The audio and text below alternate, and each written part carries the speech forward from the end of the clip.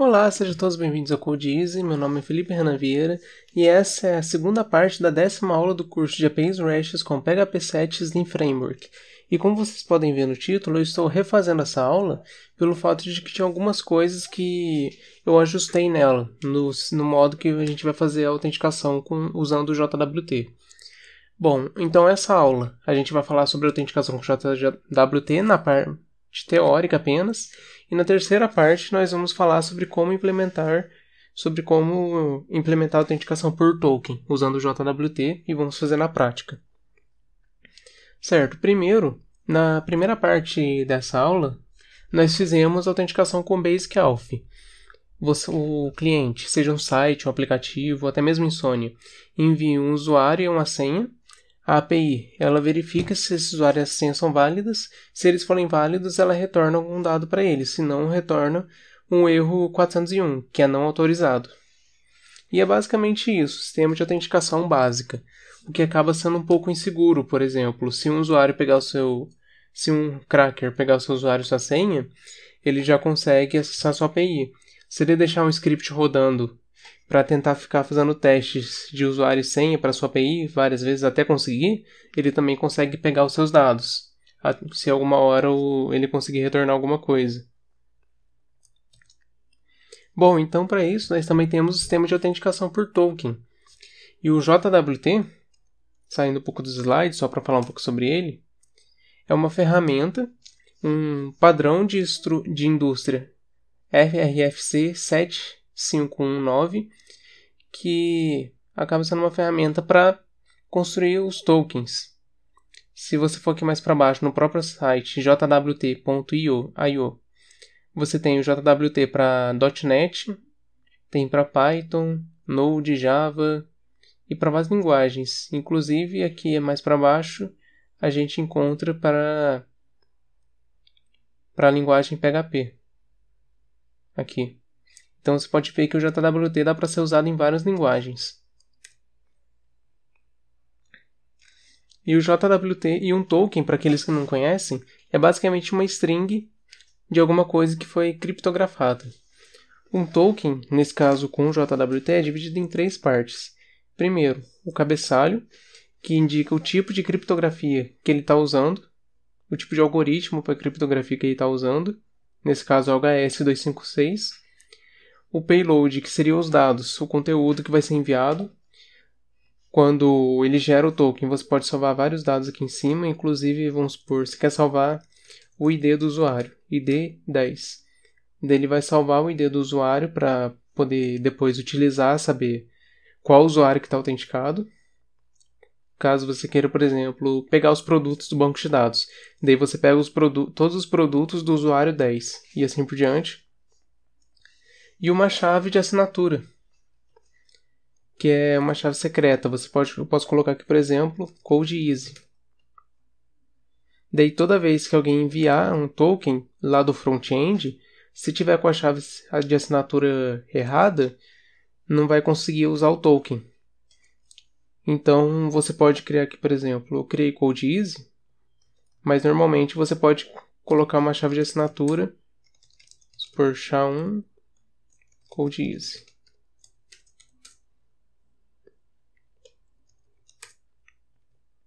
Uma chave de assinatura desse tipo, por exemplo. Que daí seria mais difícil ele descobrir essa chave. Se eu, por exemplo, copiar todo esse token aqui e atualizar a página, quando eu coloco aqui, de novo, aquele token que eu copiei, você pode ver que ele decodificou. Porque ele é dividido em 3 partes também. Daí você pensa, é inseguro. Na verdade não é, por quê? Ele decodificou os dados, então logo que você tem em mente, não deve ser colocado nenhum dado sensível no token, nenhum dado que possa comprometer a segurança do seu sistema. Nesse caso, nenhum desses dados aqui vai deixar o cara hackear o seu sistema, não tem como. Então você não pode colocar nenhum dado sensível. E a chave de assinatura, ele não decodifica, ele não vai mostrar para você qual que é a chave de assinatura. Então, se você colocou esse token aqui, por exemplo, se você alterar aqui de 10 para 9, a chave de assinatura já é outra. Se eu colocar aqui, vamos supor, a mesma chave de assinatura, que é a correta, o código aqui na terceira parte ainda é diferente, pelo fato do conteúdo estar diferente. Então, não tem como ele pegar descobrir qual que é essa chave de assinatura. E é ela que é importante para ser enviada do front para o back-end, porque ela é como se fosse uma chave, realmente, por assim dizer. Se ela estiver errada, ele não vai aceitar o token. Então, ela que acaba sendo a parte de mais segurança. Então, essa chave você nunca entrega para ninguém.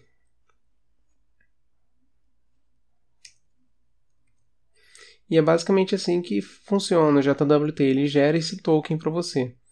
Aqui, uma das coisas que eu vou modificar em relação à última aula, eu vou criar aqui um novo item. Vai ser uma tabela.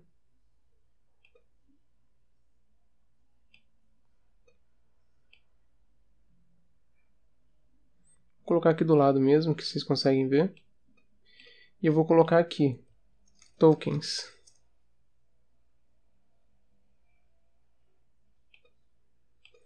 Então eu tenho aqui um token, ele vai ter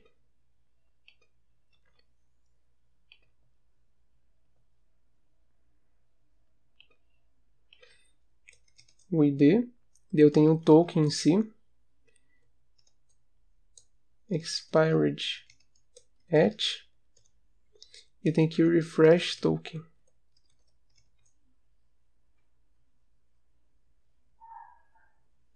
Então o que acontece aqui nesse caso?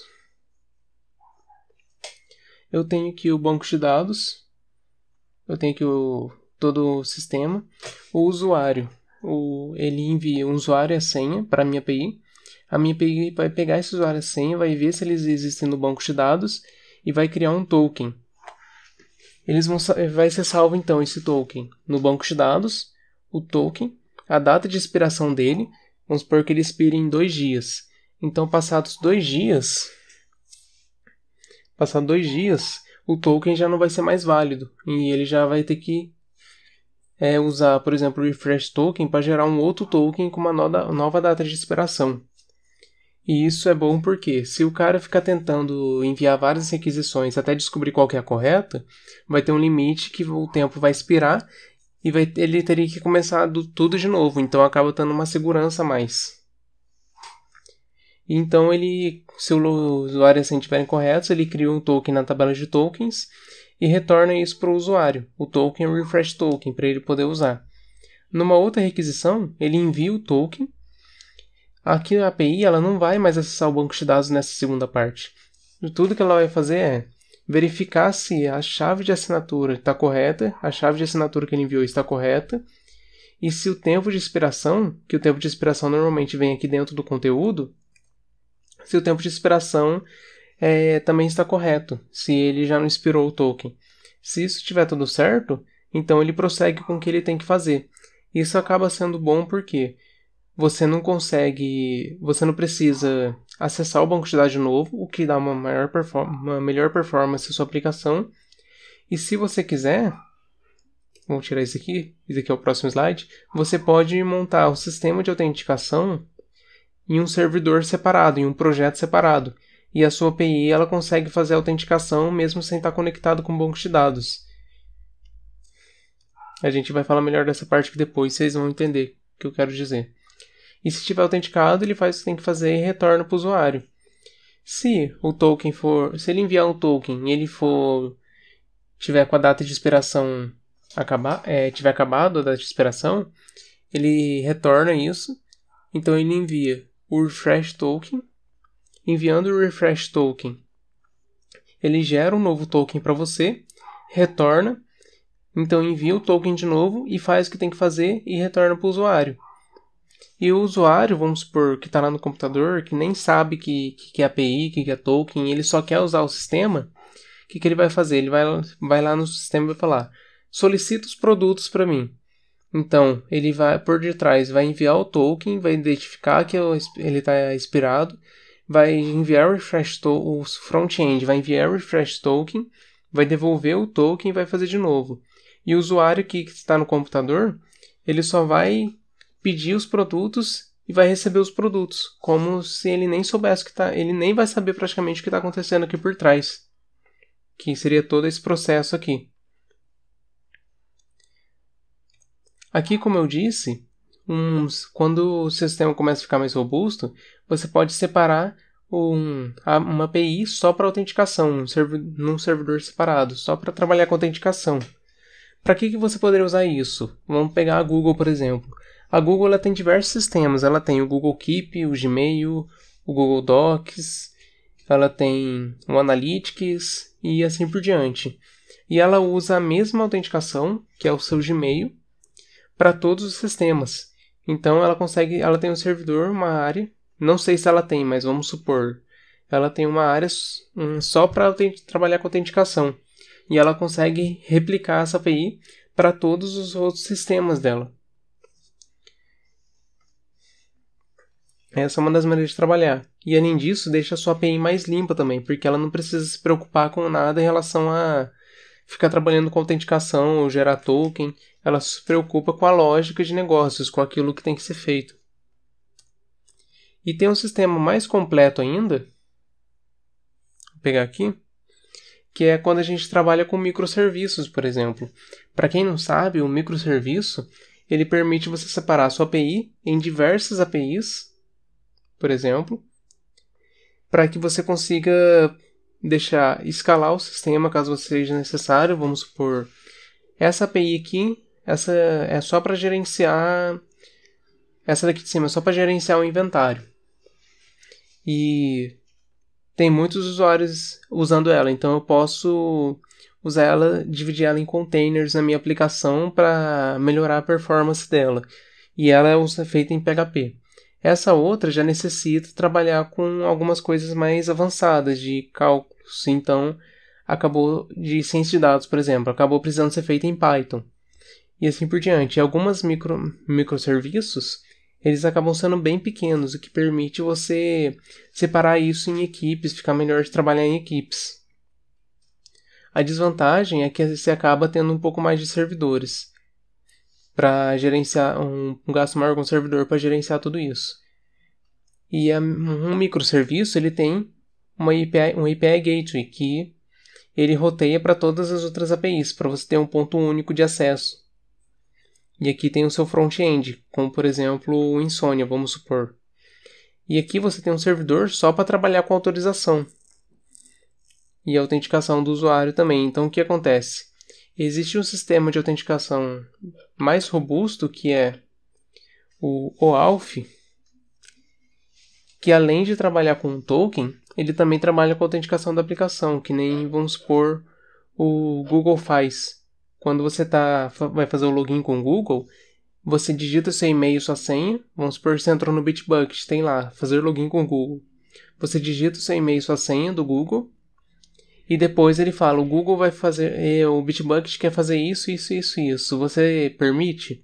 E você clica no botão permitir. Aquilo é um sistema de segurança a mais que tem que ser feito pelo navegador. E depois isso retorna o token para o Bitbucket poder usar o sistema do Google. E você pode montar um sistema de autorização completo, que pode ser usado aqui, que pode conversar com várias APIs, que é fácil escalar essas APIs para diferentes aplicações. Inclusive, esse sistema de autorização pode ser aproveitado em um outro local. Então, essa aqui acaba sendo uma estrutura mais robusta. Aqui nessa aula, a gente vai construir tudo numa só API, que é só para mostrar como funciona o sistema de autenticação por token, o JWT. E a gente vai fazer dessa maneira, criar uma tabela para os usuários e uma tabela onde a gente vai salvar os tokens. E tem uma tabela separada por token pela seguinte questão. Um usuário ele pode ter muitos tokens. Ele pode fazer o login no computador e no celular. Então, se ele tivesse o token na mesma tabela, quando ele fizesse o login pelo navegador do computador, por exemplo, ele ia criar o token. Daí, quando ele fizesse o login pelo celular, ele ia apagar o token antigo e ia criar outro. Mas o token antigo ainda estava sendo usado no navegador que está lá no computador. Então, não faria sentido. Então, tem a tabela de tokens que ela vai salvar os tokens conforme ele for fazendo o login. E eles vão ficar salvos aqui. Então, é assim que vai funcionar o sistema de autenticação por token. Na próxima aula, a gente vai montar ele utilizando aquela biblioteca do Tupolev, que é o Slim JWT, e construir essas duas bases de dados aqui também. Espero que vocês tenham gostado dessa aula. Se inscreva no canal se você não é inscrito, acesse também o nosso site, as nossas outras redes sociais, os links estão todos aí na descrição do vídeo, e até a próxima, pessoal!